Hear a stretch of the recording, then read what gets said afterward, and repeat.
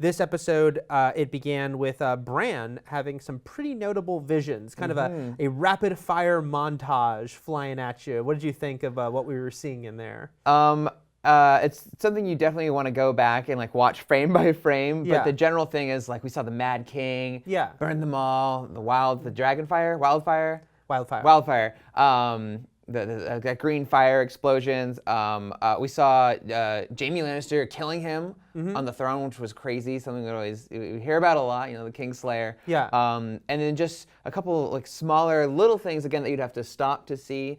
But overall, it was cool to see that. Although not a lot of it was game changing. No, I mean some of it was just kind of cool as a fan. Again, it's not like we didn't know about the Mad King, and we very specifically knew Jaime killed him, and it's part of the lore that he sat on the throne after he killed him. But it's just kind of fun to get those glimpses of him, and especially since the Mad King is this sort of much talked about person in the history of this show and in the books. So just to get that little glimpse of he looked pretty mad. You know? And we don't get flashbacks in Game of Thrones, and Bran has been our conduit to all flashbacks this season of actually getting to see stuff. So it was nice to finally like lay eyes on these iconic moments. Yeah.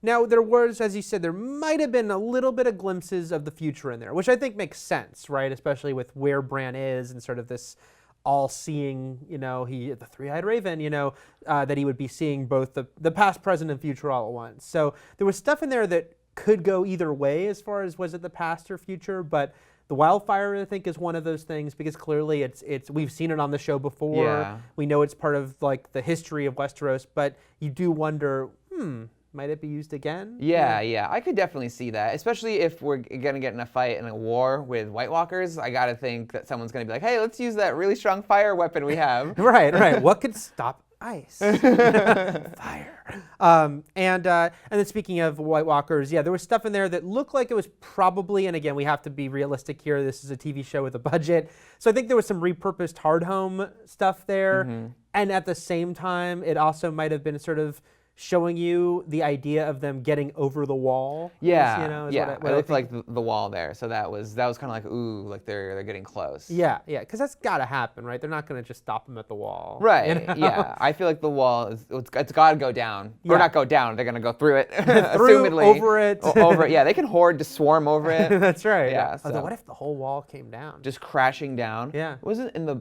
it's a book spoiler, never mind. I was going to say there's something in the books that could maybe deal with that, but maybe they'll whip it out. Who knows?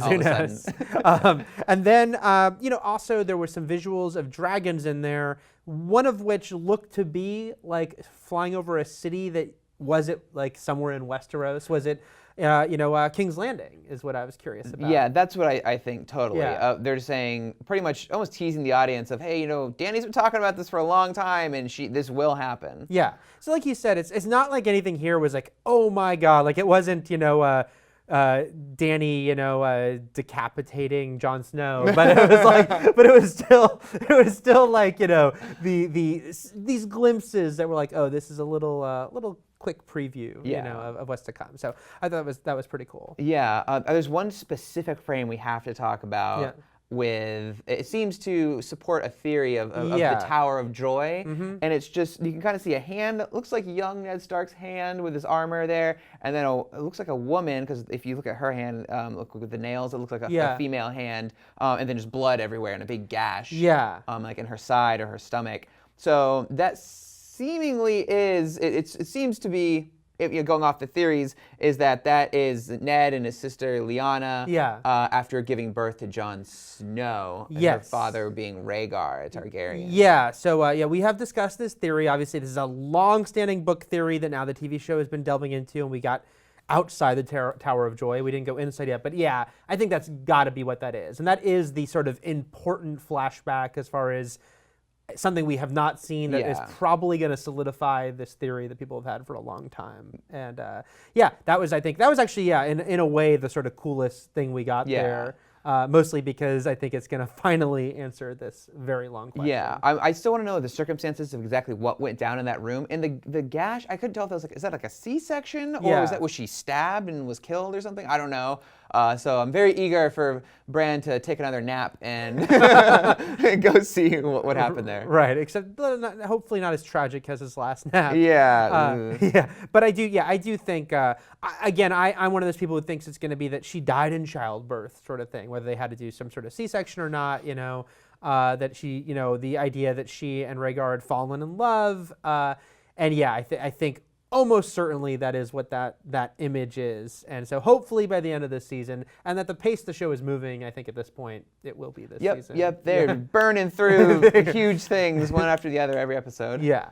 So those are our thoughts on what we saw in Bran's visions. What did you think? What stood out to you most? What you were most excited by? And what do you think those glimpses were? Some of the stuff, the fire and the dragon, do you think that's what we think? And especially the Tower of Joy stuff. Is that what's happening? Let us know in the comments.